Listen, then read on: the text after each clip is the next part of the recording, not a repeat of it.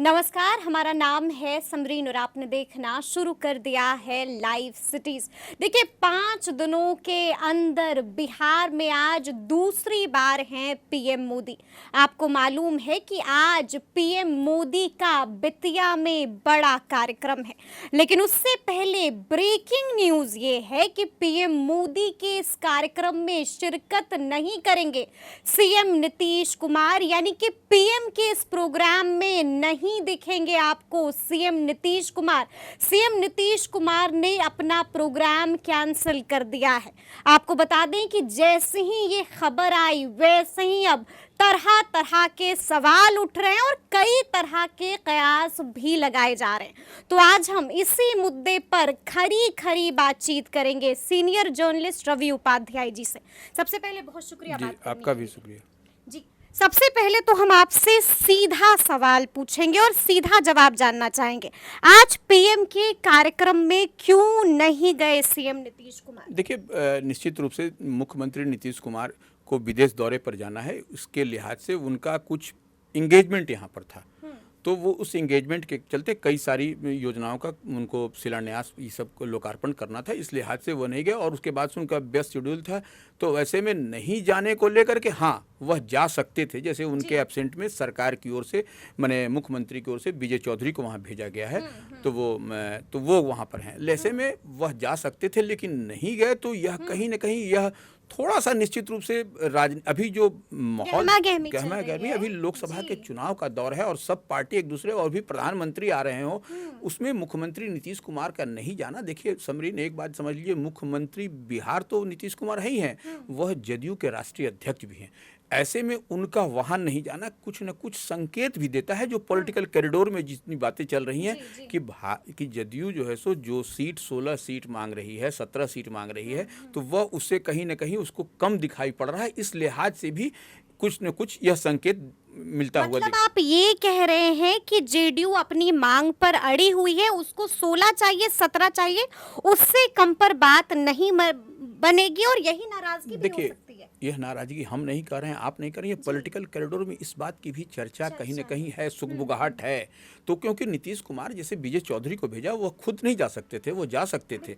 तो यह कहीं ना कहीं यह लोचा दिखाई पड़ रहा है कि जिस तरह से हम लोग तो एक डॉट से डॉट मिला के बात करते हैं, जिस तरह से तमाम लोग कह रहे हैं कि चिराग पासवान नहीं गए तो नाराजगी हो गई, उपेंद्र कुशवाहा नहीं गए तो नाराजगी हो गई, तो यह नीतीश कुमार जब नहीं गए तो यह भी नाराजगी होती। और जैसे देखिए, नीतीश कुमार के तो स्टेट में वो आए हैं, उनके प्रदेश में आए हैं, तो ऐसे में तो उनकी जवाबदेही डबल बन जाती है, क्योंकि एनडीए के फोल्ड में है, मुख्यमंत्री हैं, जदयू के राष्ट्रीय अध्यक्ष हैं और चिराग और सरकारी कार्यक्रम है, फिर भी वह वहाँ रह सकते हैं, उनके मुख्यमंत्री के स्टेट में है। तो जबकि चिराग पासवान और उपेंद्र कुशवाहा के पास ऐसी कोई भी मतलब कोई उनके लिए कंपल्शन नहीं कोई था। कंपल्सन नहीं था, कोई जबरदस्ती नहीं थी कि वो रहें, वो रहते भी नहीं भी रहते, कोई मने ये नहीं थी। लेकिन नीतीश पीएम के कार्यक्रम में सीएम नहीं गए, तो यह अपने आप में सवाल बनता है और यह कुछ बड़ा इशारा भी निश्चित रूप से अच्छा, हम आपसे ये भी जानना चाहेंगे कि हमने देखा है कि पहले चिराग पासवान, उपेंद्र कुशवाहा और अब नीतीश कुमार ने पीएम के कार्यक्रम का बायकॉट कर दिया है, यानी कि नहीं जा रहे हैं, प्रोग्राम एन मौके पर कैंसिल कर दिया है। क्या लगता है कहीं एनडीए में टूट की तो शंका नहीं दिख रही है आपको? नहीं, देखिए, एनडीए में जो गर्माहट और जो तलखी दिखाई पड़ रही है, माने एनडीए के संदर्भ में बिहार में कह ले तो वह कहीं ना कहीं कुछ असहज सा करता हुआ निश्चित रूप से दिखाई पड़ रहा है। क्योंकि अब देखिए, नीतीश कुमार आज उनके साथ नहीं गए, नीतीश कुमार का कार्यक्रम तय शेड्यूल है कि उनको विदेश दौरे पर जाना है, और यदि वह जाने से पहले दिल्ली में भारतीय जनता पार्टी के शीर्ष नेताओं के साथ वह सीटों के बारे में लेकर के जो बातचीत नहीं करते हैं, क्योंकि देखिए कल पटना में जो है सो चुनाव अभियान समिति की चुनाव कोर कमेटी की बैठक हुई, विनोद तावड़े खुद मौजूद रहे और वह लिस्ट लेकर के रात में ही रवाना हो गए दिल्ली। जैसा समझा जा रहा है कि दिल्ली में अपने पार्टी आला कमान के नेताओं को उन्होंने दिया है और फिर वहाँ पर जब बातचीत होगी, ऐसे में नीतीश कुमार जो यहाँ से गए नहीं जा करके अगर मिलेंगे तब फिर वह लौट के आएंगे, तब तक तो बहुत देर हो जाएगा। बहुत देर हो जाएगी। बिल्कुल 14 तारीख हो जाएगी। 14 तारीख उस तब तक हो सकता है कि चुनाव की डुगडुगी न बच जाए, तो चुनाव आचार संहिता लग जाए। ऐसे में बिहार में एनडीए में सीटों का बंटवारा नहीं होगा और वो पेंच फंसता हुआ दिखाई पड़ रहा है, किसी को कुछ पता नहीं चल रहा। और इधर महागठबंधन इंडिया अलायंस बिहार में पूरी तरह से ताल ठोकता हुआ दिखाई पड़ रहा है। एक एक सीट उसके फोकस में है, एक एक सीट पर वह काम कर रही है। तो ऐसे में निश्चित रूप से असहज सी स्थिति बनी हुई है और यह सब कुछ अच्छा नहीं दिखाई पड़ रहा है। इस मतलब तरह आप से ये कह रहे हैं कि एनडीए में टूट दिख रही है, अभी से दिख रही है। टूट इन द सेंस कि अभी तक कोई बातचीत नहीं हो रही है और आपको लड़ना है बहुत मजबूत पहलवान से और तैयारी फुस जीरो है आपकी, तो यह कहीं ना कहीं तो दिखाई पड़ रहा है। और जिस तरह से कल की जो बैठक में छन करके जो बात आई, वो हम लोग बिल्कुल पूछेंगे, उस पर भी आएंगे, लेकिन उससे पहले हम आपसे ये भी जानना चाहते हैं रवि जी कि देखिए, आपको मालूम है कि कहा जा रहा था कि इधर मुख्यमंत्री नीतीश कुमार विदेश गए और इधर खेल हो जाएगा उनके साथ, जेडीयू में बड़ी टूट भी हो सकती है। तो क्या यही बात तो परेशान नहीं कर रही है मुख्यमंत्री नीतीश कुमार को? और क्या यही वजह तो नहीं है कि आज पीएम के कार्यक्रम में नहीं पहुंच रहे हैं? नहीं देखिए, पीएम के नहीं कार्यक्रम में पहुंचने के बारे में इतनी तो जानकारी तो क्यों नहीं गए वो तो मुख्यमंत्री नीतीश कुमार ही बता सकते हैं। लेकिन जो व्यस्तता दिखाई पड़ रही है उस पर हम लोगों ने बात की कि आज कई सारे कार्यक्रमों का उद्घाटन मुख्यमंत्री नीतीश कुमार को लोकार्पण ये सब करना था। तो ऐसे इस लिहाज से अपनी व्यस्तता को देखते हुए वो नहीं गए। वह बात डर तो नहीं है? नहीं, डर वर ऐसा नहीं है, लेकिन हाँ पॉलिटिकल में देखिए, पॉलिटिक्स में क्या होता है, हलचल तेज है, निश्चित रूप से देखिए पॉलिटिक्स में यह प्रेशर बार बार दावा किया जा रहा है, बार बार दावा किया जा रहा है और प्रेशर पॉलिटिक्स भी होता है एक तरह से कि सीटों का हम इधर से अगर नहीं करेंगे तो यह हम तो बताए आपको समरीन पहले कि वह मुख्यमंत्री होने के नाते नीतीश कुमार राष्ट्रीय अध्यक्ष भी हैं जदयू के, तो ऐसे में उनकी बड़ी दोहरी जिम्मेवारी, डबल जिम्मेदारी जो भी कह लीजिए, कि उनको मैक्सिमम जो सीट रहे वह जीत करके लाएं और जितनी सीट 2019 में वह जीते थे कम से कम उतनी तो ले ही लें वो। तो यह एक बड़ी चुनौती है उनके समक्ष। और जिस तरह से अभी नीतीश कुमार का जो 17 महीने बाद फिर से री एंट्री हम कह लें उनको एनडीए में हुई है, तो ऐसे में कुछ न कुछ तो जो उनका यूएसपी था उसमें तो निश्चित रूप से गिरावट आई है। ये हम और आप नहीं कह रहे हैं, ये जनता बिहार की कह रही है। तो ऐसे में आप समझ सकते हैं कि कौन सी स्थिति से उनकी पार्टी जदयू और तिरछाप गुजर रही है।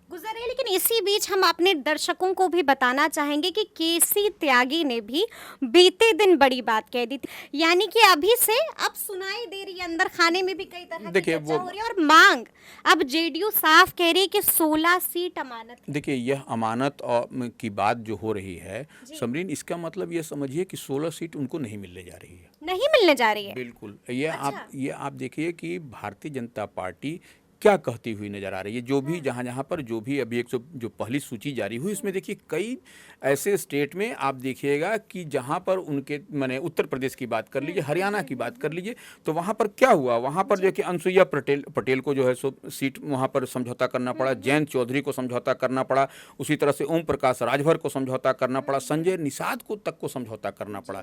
उसी तरह से अब हरियाणा चलिए तो हरियाणा में दुष्यंत चौटाला तक को जो सरकार में समर्थन में थे उनको भी जो सो एक तरह से साइड ट्रैक किया गया। तो यह कहीं ना कहीं दिखाई पड़ रहा है। और भारतीय जनता पार्टी तो बार बार कह रही है कि कमल निशान को देखना है, उसी को देखना है, नया पुराना उम्मीदवार नहीं देखना है। यह नरेंद्र मोदी की बात है, हम अपनी बात आपकी बात नहीं कह रहे हैं। तो ऐसे में निश्चित रूप से भारतीय जनता पार्टी कोई रिस्क नहीं लेने जा रही है। हाँ, ये नीतीश कुमार को साथ में लेने का मकसद यही था कि 40 का 40 सीट हम ले लें, यही उम्मीद, और उससे ज़्यादा कुछ नहीं था।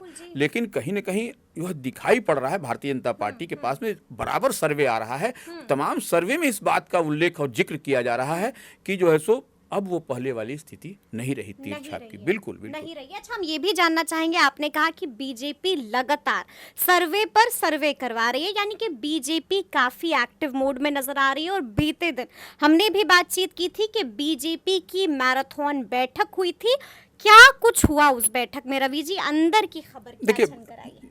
निश्चित रूप से कल चुनाव समिति की बैठक हुई, उसमें बात हुई कि भारतीय जनता पार्टी 17 सीटों पर एक जो सो पैनल तैयार हो गया है उसका। 17 सीटों पर। तो क्या ये 17 सीटों पर अपने उम्मीदवार उतारेगी? मतलब बीजेपी को 17 सीट? बीजेपी 17 सीट पर वो पैनल कंफर्म है, बीजेपी कंफर्म है। 17 से हो सकता है कि ज्यादा हो जाए, 18-20 हो जाए। कम नहीं होगा? नहीं, कम नहीं होगा। और दूसरे जो अलायंस पार्टनर हैं उनको कम करने की तैयारी है, इसमें कहीं कोई दो मत नहीं है।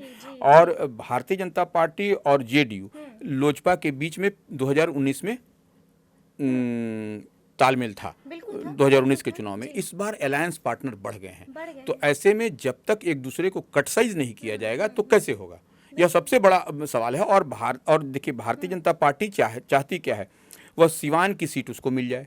अच्छा, सिवान पर नजर है बीजेपी। हाँ, सिवान की सीट मिल जाए, उसके बदले महाराजगंज की सीट जो उससे सटा हुआ इलाका है वह जो है सो दे दे आपको। मतलब जनार्दन सिग्रीवाल वाली हाँ, वो महाराज वो जेडीयू को दे दे। जेडीयू को दे सकती है, दे सकती है, सकती है, ऐसी बात चला है। उसी तरह से शिवहर और सीतामढ़ी अभी जेडीयू के पास है, जी। ठीक है, सुनील कुमार पिंटू। हाँ जेडीयू के पास है। वह भाजपा चाहती है कि शिवहर की सीट जेडीयू को अच्छा मिल जाए। यह माने दे सकती है, इस तरह की बात चल रही है। गया सुरक्षित अभी जेडीयू के पास है। वह जिस पर जीतन राम हाँ, मांझी वह की चाहती नजर है कि जीतन राम मांझी हमको देना चाहती है। उसी तरह से काराकाट अभी जेडीयू के पास है। वह चाहती, हाँ, तो वह चाहती है काराकाट की सीट जेडीयू से लेकर के हम जो है कुशवाहा जी को दे दिया जाए। इस तरह की बात जो है अंदर में हुई, बैठक में हुई। और जैसे नवादा की सीट देखिए लोजपा के चंदन से? हाँ, लोजपा के खाते में है। तो वह चाहती है कि नवादा की सीट जो है सो मेरे पास चला है भारतीय जनता पार्टी। इस तरह से कई सीटों पर होने वाली है। कई सीटों पर अदला बदली की बात हो रही है।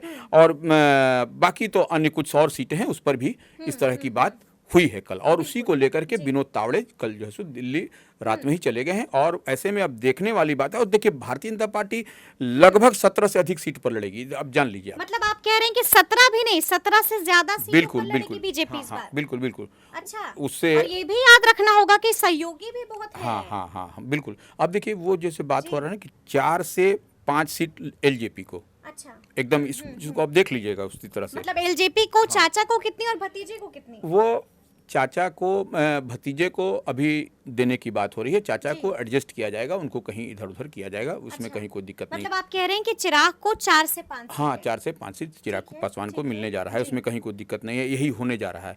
1 सीट उपेंद्र कुशवाहा को, 1 सीट जीतन राम मांझी के लिए, और एक आध सीट मुकेश सहनी के लिए भी रखा गया है। क्या बात कर रहे हैं? मुकेश सहनी की नैया किधर को जाएगी, इस पर अभी भी सवालिया निशान है। आप कह रहे हैं कि मुकेश सहनी को भी एनडीए अपने पाले में लेने की तैयारी है? हाँ, मुकेश सहनी को भी एनडीए अपने 1 सीट भी दे सकता है। उसके बाद अगर यदि बातचीत हुई तो उनको एमएलसी के लिए भी ऑफर उनकी पार्टी को दिया जा सकता है। इस तरह से भी चर्चा हो रही है अंदर में। मतलब आप ये कह रहे हैं कि बातचीत भी हो रही है मुकेश सहनी से? देखिए, मुकेश सहनी के पास में अभी वह विन विन सिचुएशन में है। वो इधर से भी उधर से भी, ठीक है ना। तो वो ऐसे में भारतीय जनता पार्टी जब एक एक सीट पर फूंक के चल रही है, नीतीश कुमार के साथ जब एडजस्टमेंट कर सकती है 17 महीने बाद अलग होने के बाद, तो वह तो फिर सहनी के साथ। लेकिन क्या सहनी वो दुख और वो जो घाव दिया है बीजेपी ने उसको भुला पाएंगे? देखिए चुनाव में लगातार आक्रामक रहते हैं। देखिए चुनाव में ये नहीं होता है। और देखिए सहनी का एक मुकेश सहनी का एक नया नारा आया है, ये आपको बता दें, ऊपर अल्लाह नीचे मल्लाह। अच्छा, ये आया है नारा जी। ऊपर अल्लाह नीचे मल्लाह, ये नया एक आया है नारा। तो ऐसे में निश्चित रूप से यह, और देखिए उत्तर प्रदेश में जो निषाद समाज के लिए एक सीट छोड़ा गया है, वह भी उनके वहाँ के निषाद के जो नेता हैं उनके संजय निषाद, वह जैसे अपने पुत्र के लिए उनको मिला है। तो ऐसे में कहीं ना कहीं नाराजगी है। और देखिए मुकेश सहनी क्या चाहते हैं, आरक्षण की बात करते हैं। तो वो कहीं ना कहीं कुछ न कुछ होता हुआ दिखाई पड़ेगा आपको। तो वो ऐसे में निश्चित रूप से, मतलब उन्होंने नारा भी दिया था ना, आरक्षण नहीं तो गठबंधन नहीं, और गठबंधन नहीं तो वोट नहीं, और वोट नहीं तो दिल्ली की गद्दी। यह हमको दिखाई पड़ रहा है कि मुकेश सहनी की बात को कहीं न कहीं भारतीय जनता पार्टी का शीर्ष नेतृत्व उसको बहुत ही गंभीरता के साथ। मतलब आप ये कह रहे हैं कि अपने पार्टी के नाम की तरह अब भी एक बार फिर से वीआईपी वाले रोल में आ गए हैं मुकेश सहनी? निश्चित रूप से वो देखिए आएंगे, वो उनको एनडीए के फोल्ड में आना है, इसमें कहीं कोई दो। तारीफें तो आजकल लालू और तेजस्वी की करते हैं। नहीं, पॉलिटिशियन हैं तो वो तो करेंगे ही। वो लालू तेजस्वी की भी करेंगे, चिराग के भी करते हुए नजर आते हैं, तो वो क्यों नहीं करेंगे? तो पॉलिटिक्स तो यही है, राजनीति यही ना, सबको मिला जुला कर रखना। हम वापस से बीजेपी की उस बैठक में आएंगे। रवि जी, कहा तो ये भी जा रहा है कि उस बैठक के भीतर, यानी कि बंद कमरे के भीतर 51 नामों की एक सूची तैयार की गई है। बिल्कुल, किन किन के नाम हैं उस सूची में और किसका नाम आउट हो गया है? देखिए, सूची से अब कोई जैसे- खबर मिली है अंदर? देखिए, अब जैसे हम बता रहे हैं आपको शिवहर की बात चल रही जी, है, जी। तो शिवहर से वो जो है सो वहाँ से होगा।